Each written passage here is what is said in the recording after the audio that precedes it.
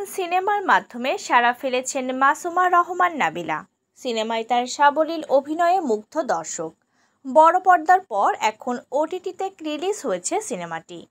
তবে আয়নাবাজি খ্যাত নায়িকাকে চ্যালেঞ্জ নিয়েই কাজ করতে হয়েছে, কারণ দীর্ঘদিন পর অভিনয়ে ফেরা। অন্যদিকে শাকিব খান ও চঞ্চল চৌধুরীর মতো তারকাদের সঙ্গে অভিনয়। যদিও আয়নাবাজিতে চঞ্চলের সঙ্গে কাজের অভিজ্ঞতা ছিল নাবিলার, কিন্তু শাকিবের সঙ্গে প্রথমবার স্ক্রিন শেয়ার। নাবিলা কি নার্ভাস ছিলেন?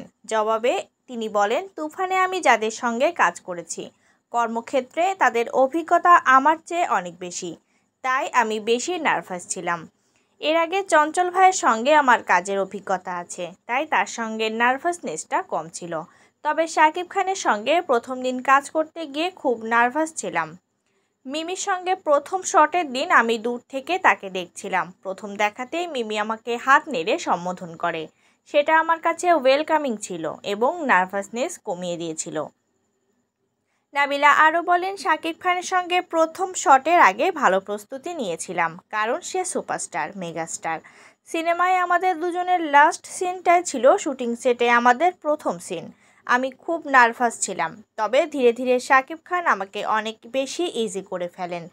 তিনি লাইভলি কোস্টার এবং তিনি তার কাজটা সুন্দর করে ফেলেন। রায়হান রাফি পরিচালিত তুফান সিনেমায় আরও অভিনয় করেছেন কলকাতার মিমি চক্রবর্তী। বাংলাদেশ ও কলকাতার গুণী শিল্পীদের নিয়ে সিনেমাটি নির্মিত হয়।